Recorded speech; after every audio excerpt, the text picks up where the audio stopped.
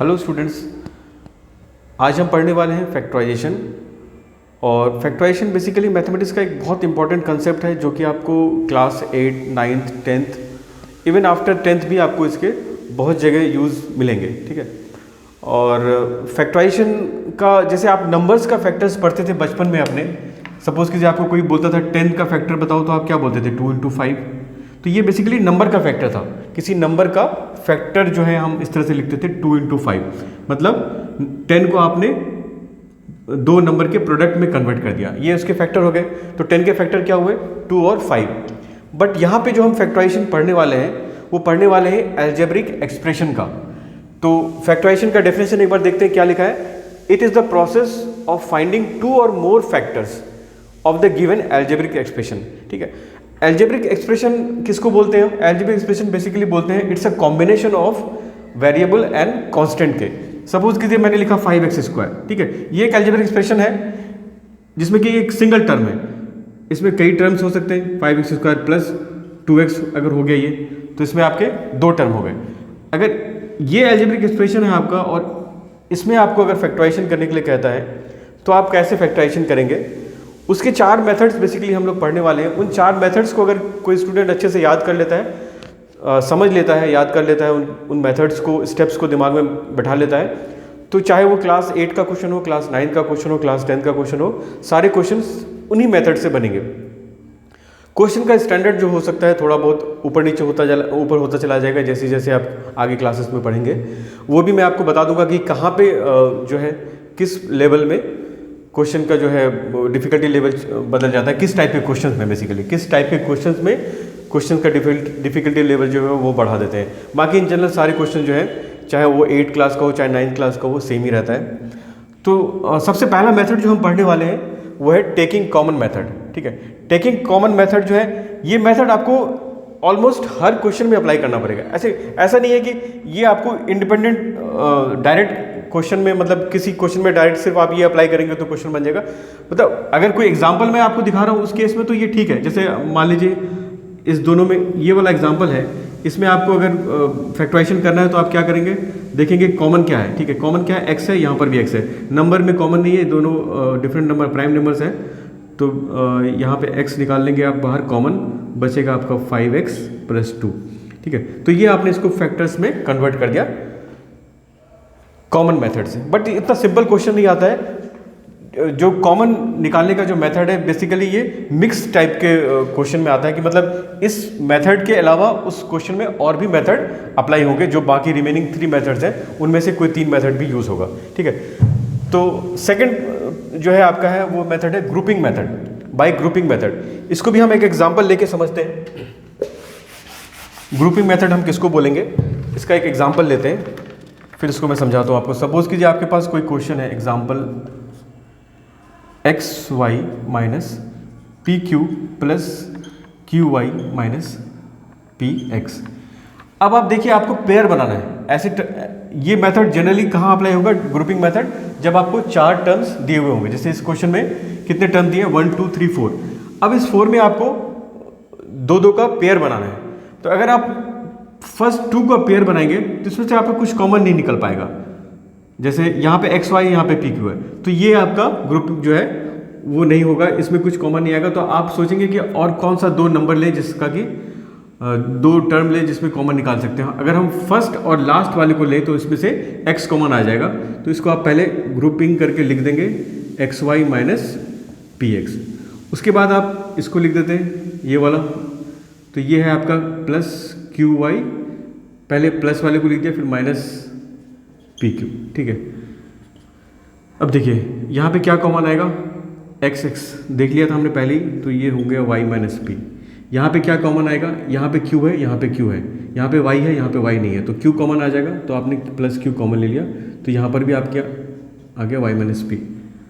ठीक है, तो देखिए अब अगेन आपको फिर से कॉमन लेना है। आप ध्यान रहे ये टर्म आपका बाय ग्रुपिंग मेथड में जब आप 2 का पेयर बनाएंगे तो आपको ध्यान रहे कि ये टर्म जो है आपको सेम आ जाना चाहिए। जैसे यहाँ पे y - p आया, यहाँ पर भी y - p आया। इन केस कई बार क्या होता है कि y - p की जगह आपका p - y आ गया, तो आप उस केस में कुछ नहीं करेंगे, माइनस फिर से कॉमन निकाल लेंगे। तो आप जैसे ही माइनस साइन बाहर निकालेंगे तो ये आपका y माइनस पी आ जाएगा। तो अब देखिए आप इसमें से क्या निकाल लेंगे, y माइनस पी यहाँ पे है तो फिर से आपने कॉमन निकाल लिया y माइनस पी। अब बचा क्या, यहाँ पे बचा x और यहाँ पे बचा प्लस क्यू। ये विथ साइन लिखना है, जैसे यहाँ पे प्लस क्यू है तो मैंने प्लस क्यू लिखा, यहाँ माइनस क्यू रहता तो माइनस क्यू रहते। देखिए कितना इजीली हमने इसको फैक्टराइजेशन कर लिया है। अब आपका इसके दो फैक्टर आ गए हैं, y माइनस पी और x प्लस क्यू। ठीक है, तो अभी तक हमने दो मेथड देखा है। अब नेक्स्ट जो है थर्ड मेथड जो है वो हम पढ़ने वाले हैं। एक बार मैं इसको इरेज करता हूँ, इसको प्लीज़ आप लोग नोट कर लीजिए। चलिए अब देखते हैं थर्ड मेथड क्या है हमारा, यूजिंग आइडेंटिटी। ये मेथड बहुत इंपॉर्टेंट है, सबसे ज़्यादा क्वेश्चंस इसी से पूछे जाते हैं, आइडेंटिटी से। ठीक है, कि आपको आइडेंटिटी अप्लाई करके बनाना होता है। वैसे तो क्लास मैंने तीन आइडेंटिटी यहाँ पे लिखा हुआ है, एक a square minus b square is equals to a plus b into a minus b. Second है आपका a cube minus b cube. Third है आपका a cube plus b cube. आपको क्लास 8 के लिए तो सिर्फ ये सफिशिएंट है, a square minus b square का।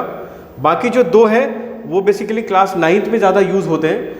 बट अगर कोई बच्चा क्लास 8 से किसी जनरल कंपटीशन में, सॉरी किसी हायर किसी अच्छे स्कूल्स में अगर ट्राई करता है, जैसे AMU वगैरह के लिए तैयारी कर रहा है, कोई एग्ज़ाम देना चाह रहा है, कोई कंपटीशन में बैठता है बेसिकली, तो उसके लिए मतलब ये फॉर्मूले जो हैं वो याद करना लाजमी है उनके लिए, क्योंकि इस पे क्वेश्चंस डायरेक्ट आ जाते हैं कि आपको ये क्यूब्स दिए हुए रहेंगे। तो ये बेसिकली देख रहे हैं आप, ए क्यूब माइनस बी क्यूब का फैक्टर क्या लिखा है, ए माइनस बी, और इसका दूसरा फैक्टर है a square plus a b plus b square.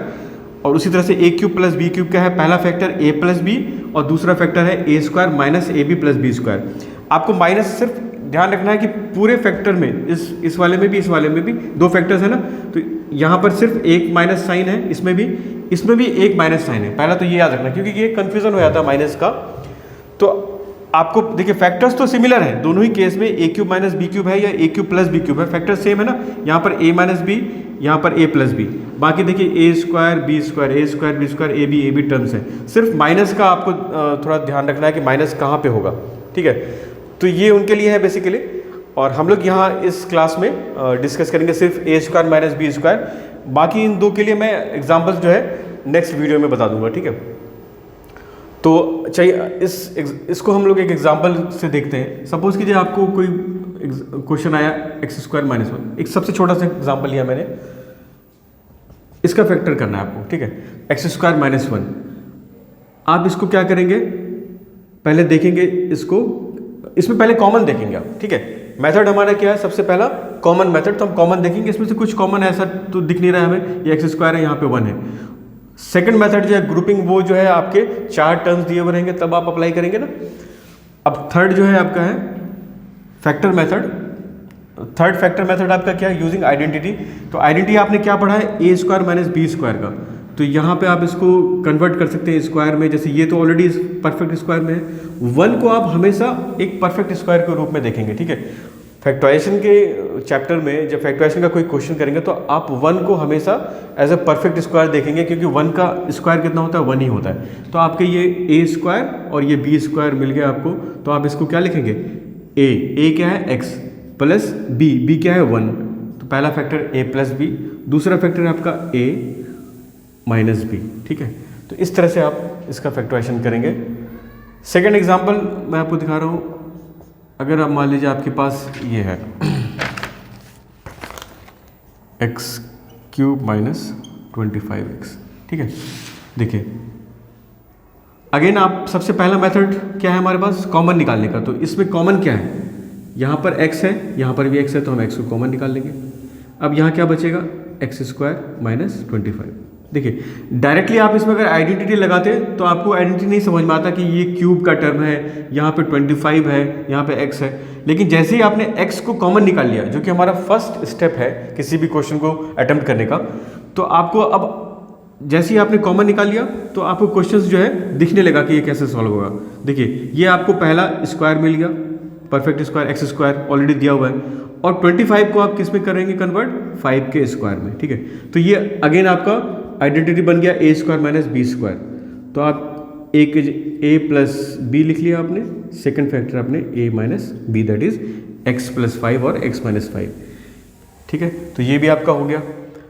तो ये आपको ध्यान रखना है कि आपको हमेशा पहले कॉमन निकालने के बारे में सोचना है। कोई भी क्वेश्चन रहे उसका अटेम्प्ट करने का तरीका क्या होगा कि आप पहले उसमें से कुछ कॉमन निकालेंगे। ठीक है, वीडियो को पॉज करके आप इसको नोट कर लें, फिर मैं नेक्स्ट क्वेश्चन बताता हूँ आपको।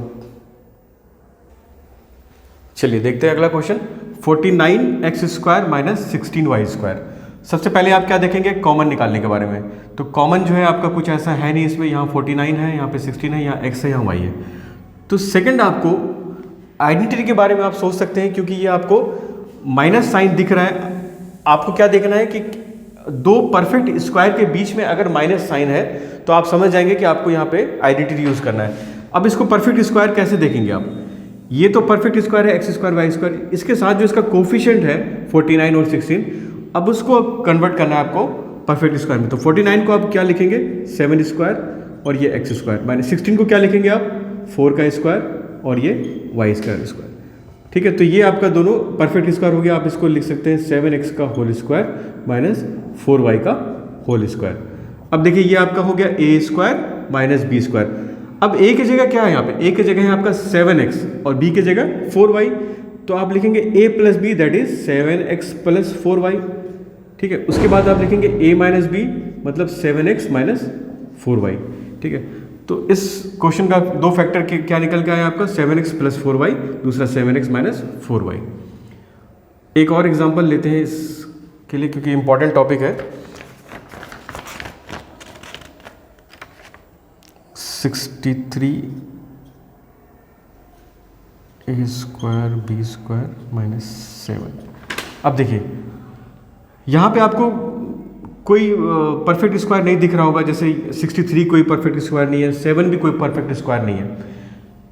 लेकिन आप जैसी अप्रोच फर्स्ट मेथड से करेंगे, पहला स्टेप जैसे लगाएंगे, आपको ऑटोमेटिकली ये स्क्वायर में बदल जाएगा। इसलिए मैं बार बार बोलता हूँ कि आपको हमेशा ये जो मेथड्स हैं, 4 मेथड, बेसिकली ये मेथड नहीं है, ये स्टेप्स है। ठीक है, तो पहला स्टेप आपको क्या करना है, कॉमन निकालना है। तो कॉमन हम निकाल लेते हैं, 7 कॉमन निकाल लेते हैं। यहाँ से 7 कॉमन निकाल लेंगे तो ये बचेगा 9 a² b² माइनस यहाँ से निकालेंगे तो 1।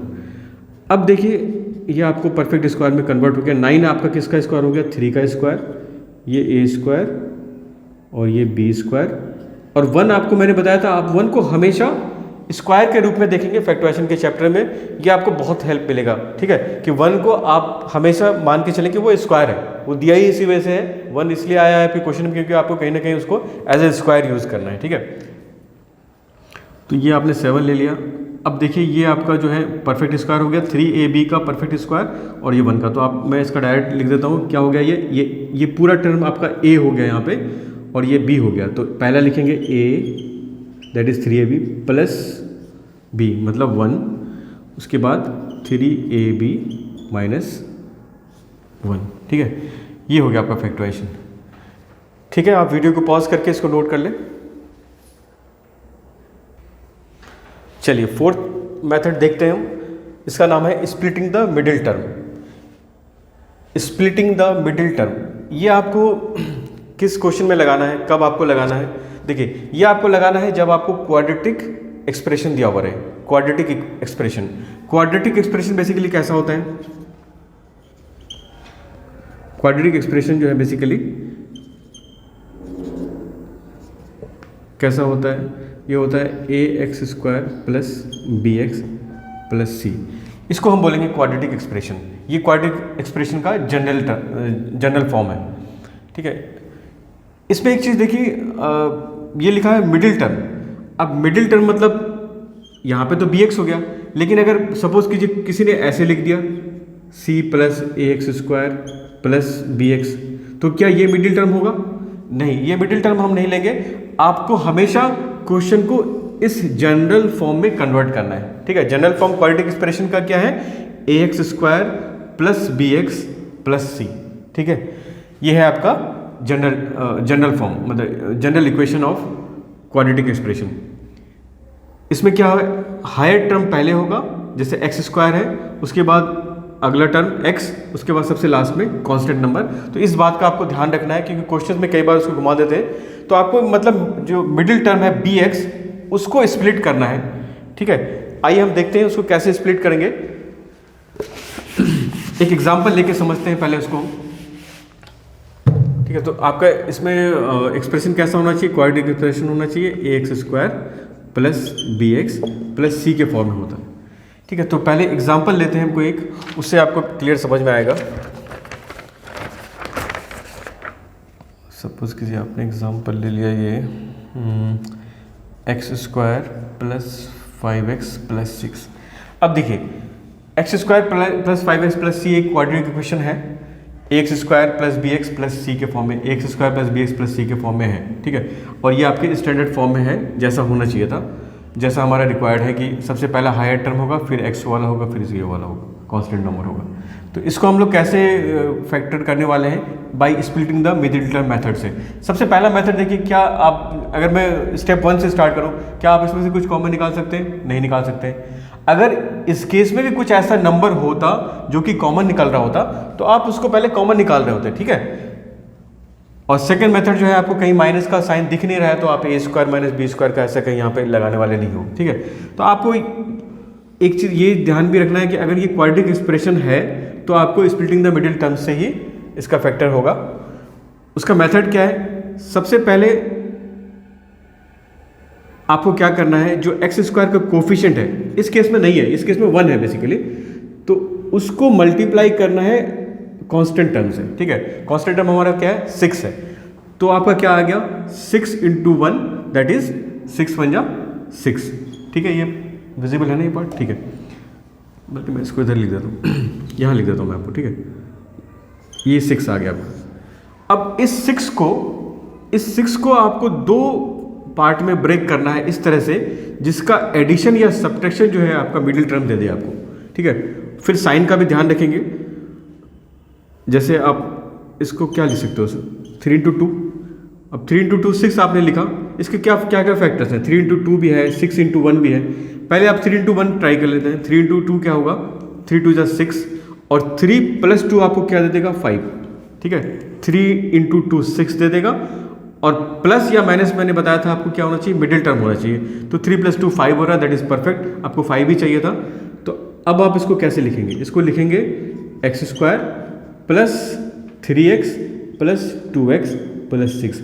अब आप वापस ऊपर वाला इससे चेक कर लें कि आपको एग्जैक्टली सेम नीचे वाले से ऊपर वाला कंपेयर करके देखना है कि सेम टर्म आ रहा है नहीं आ रहा है। जैसे आप 3x और 2x को वापस जोड़ेंगे तो क्या आ जाएगा, प्लस 5x आ जाएगा, विथ साइन आना चाहिए, ये साइन भी आना चाहिए। अगर प्लस 5x है तो प्लस 5x ही आना चाहिए, माइनस 5x है तो इन दोनों टर्म को जोड़ने से माइनस 5x आना चाहिए। ठीक है, अब क्या करेंगे, अब देखिए हमने आपको स्टेप 2 में क्या बताया था, ग्रुपिंग मेथड। किस केस में, जब आपके 4 टर्म्स दिए हुए, देखिए 4 टर्म्स हैं तो आप वही ग्रुपिंग मेथड से करेंगे। इन दोनों में कुछ कॉमन आ रहा है, 2 का पेयर बना लेंगे, ये 2 का पेयर बना लेंगे। देखिए दोनों में कुछ कॉमन आ रहा होगा, यहाँ पे x कॉमन आ रहा है तो x आप बाहर निकाल लेंगे, और यहाँ पे क्या बच जाएगा आपका, x + 3 बच जाएगा। इस केस में आपका क्या कॉमन आ रहा है, 2 यहाँ पे भी है, 2 यहाँ है इसमें, तो ये ले लेंगे x, और ये बच जाएगा 2 × 3 = 6। ठीक है, इसके बाद तो आपका पुराना सवाल हो गया, स्टेप 2 वाले, मेथड 2 वाला ही, x + 3 यहाँ पे है कॉमन, x + 3 कॉमन निकाल लिया आपने, और ये x + 2 हो गया अगला फैक्टर। x + 3 दोनों में से निकाल लिया, x और विथ साइन लिखना है आपको, +2 यहाँ बच गया। ये आपके 2 फैक्टर हो गए। ठीक है, तो बेसिकली जो ये वाला स्टेप है कि आपको इस 6 को 2 पार्ट में ब्रेक करना है, यही आपके लिए नया है। बाकी तो जो फर्स्ट स्टेप है और सेकंड मेथड है, फर्स्ट मेथड और सेकंड मेथड ही उसके बाद अप्लाई हो रहा है। तो सिर्फ आपको ये एक नया काम जो है स्प्लिटिंग द मिडिल टर्म में सीखना है, और आपको क्वेश्चंस का ध्यान रखना है कि कब ये क्वेश्चन किस क्वेश्चन में अप्लाई होगा, जब भी आपका इक्वेशन ax² + bx + c के फॉर्म में होगा तभी होगा। और आपको हमेशा इसको इसी स्टैंडर्ड फॉर्म में पहले कन्वर्ट करना है क्वेश्चन को, फिर फर्दर प्रोसीड करेंगे। ठीक है, इसको वीडियो को पॉज करके इसको नोट कर लेते हैं, फिर अगला क्वेश्चन डिस्कस करते हैं। चलिए देखते हैं नेक्स्ट क्वेश्चन। ये है 4x² - 8x + 3। ये आपका एक क्वाड्रेटिक इक्वेशन है, क्वाड्रेटिक एक्सप्रेशन है। देखिए इक्वेशन और एक्सप्रेशन में क्या फ़र्क होता है, इक्वेशन में आपका ये इक्वल टू का साइन दिया हुआ रहेगा, और एक्सप्रेशन में आपका सिर्फ एल्जेब्रिक एक्सप्रेशन दिया रहेगा, कोई इक्वल टू का साइन नहीं होगा। तो ये हमारा एक क्या है, एल्जेब्रिक एक्सप्रेशन दिया हुआ है, दैट इज क्वाड्रेटिक एक्सप्रेशन के फॉर्म में, ax² + bx + c के फॉर्म में। ठीक है, तो ये आपके जो स्टैंडर्ड फॉर्म है उसी फॉर्मेट में है, इसके लिए ऑर्डर ठीक है इसका। और इसमें से सबसे पहला मेथड जो मैंने बताया था आपको कॉमन, तो कुछ कॉमन आ नहीं रहा है आपका इसमें, ठीक है, तो आप कॉमन नहीं निकाल सकते। तो क्या करेंगे इसमें हम लोग, जैसे मैंने बताया था आपको कि आपको क्या करना है, इस दोनों को मल्टीप्लाई करना है, ठीक है, इस दोनों को आपको मल्टीप्लाई करना है। तो यहाँ पे आपका 4 और इंटू 3 दैट इज़ 4 3 ज़ा 12। तो वैसे तो आपको 4 और 3 दो फैक्टर हैं, आप कह सकते हो 4 3 सर 2 4 और 3 भी इसका फैक्टर है, 4 इंटू 3 12। लेकिन क्या 4 और 3 को प्लस या माइनस करने पे 8 आ रहा है क्या? 4 प्लस 3 करेंगे तो 7 हो जाएगा और 4 माइनस 3 करेंगे तो 1 हो जाएगा। तो इसका मतलब ये फैक्टर से काम नहीं चलेगा, आपको कुछ और फैक्टर भी सोचना पड़ेगा। तो अगला फैक्टर अगर हम इसमें सोचें 12 का, तो 6 2 जा 12 कर सकते हैं। तो 6 2 जा 12 क्या होगा, अगर 6 और 2 को आप अगर ऐड कर दें तो आपका 8 आ जाएगा, ठीक है, 6 और 2 को ऐड कर दें तो 8 आ जाएगा। लेकिन यहाँ पे साइन क्या है, माइनस चाहिए आपको, तो आपको क्या ऐड करना होगा, -6 और -2 ऐड करना पड़ेगा, ठीक है, तब जाके आपका क्या आएगा, दो नेगेटिव नंबर को आप जब ऐड करेंगे तो नेगेटिव ही साइन आएगा। तो आप इसका फैक्टर किस तरह से लिखेंगे, पहले तो इसको ग्रुपिंग करेंगे, उसके बाद लिखेंगे फैक्टर हम इसका। तो ग्रुप में हो जाएगा ये आपका -6x और -2x + 3, ठीक है, ये आपने मिडिल टर्म को स्प्लिट कर दिया। अब आप इसका ग्रुपिंग करेंगे, ठीक है, एक बार चेक कर लीजिए, -6x -2x कितना हो गया, -8x हो गया। अब आप इसका ग्रुपिंग मेथड से इसको ग्रुप करेंगे, पहले हम 2 को ग्रुप करके देख रहे हैं, तो इसमें से क्या कॉमन आ रहा है, यहाँ से 2 आ जाएगा, यहाँ से x आ जाएगा, तो 2x कॉमन निकाल लेंगे, यहाँ क्या बचेगा, 2x बच जाएगा और यहाँ बच जाएगा -3, ठीक है, तो 2 3 जा 6 -x। और यहाँ से क्या लेंगे, देखिए आपको क्या कॉमन लेना होगा, इसमें से कुछ कॉमन नहीं आ रहा है, जब कुछ कॉमन नहीं आएगा तो आप +1 या -1 लेंगे। इस केस में यहाँ माइनस है तो हम लोग -1 ले लेते हैं और ये हो जाएगा 2x, चूँकि प्लस में से आप -1 निकाल रहे हो तो इसका साइन चेंज हो जाएगा, -3 हो जाएगा, ठीक है। ध्यान रहेगा आपको, जब कुछ कॉमन नहीं आ रहा होगा, पहले 2 फैक्टर में से कॉमन आ गया आपने निकाल लिया, जब अगले में से कुछ कॉमन नहीं आ रहा होगा तो 1 तो आपको लेना ही है, ठीक है, +1 या -1 डिपेंड कर रहा है कि आपका यहाँ पे फैक्टर क्या है। देखिए ये साइन आप कभी भी चेंज कर सकते हो, कभी भी आपका अगर ये नंबर इधर का उधर हो गया तो आप माइनस कॉमन लेके उसको एडजस्ट कर लेंगे, क्योंकि आपको ये टर्म जो है सेम चाहिए, ठीक है। तो हमारे इस केस में भी सेम आ गया 2x - 3 2x - 3, तो अगेन हम 2x - 3 को कॉमन निकाल लेंगे, बचेगा क्या, यहाँ बचेगा 2x और यहाँ बचेगा -1, ठीक है, ठीक है। तो इस एग्जाम्पल का भी आपने फैक्टराइजेशन कर लिया 2x - 3 और 2x + 1 का, ठीक है, नोट कर ले इसे आप।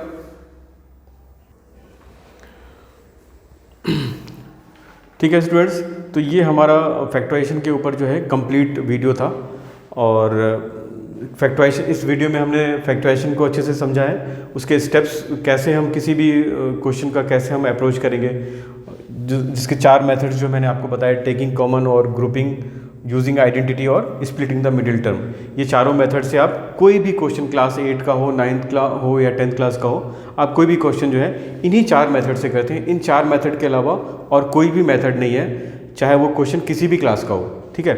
तो आई होप कि ये चारों मेथड आपको अच्छे से क्लियर हो गया होगा, और हमने कुछ एग्जाम्पल भी किया है। तो ये आपका एक कंप्लीट वीडियो है, कंप्लीट क्लास 8 के लिए तो कंप्लीट ही है, और फिर भी कुछ एग्जाम्पल्स जो है हम लोग नेक्स्ट वीडियो में हम और कवर करेंगे। आई होप कि आपको वीडियो अच्छा लगा होगा। Thanks, bye bye.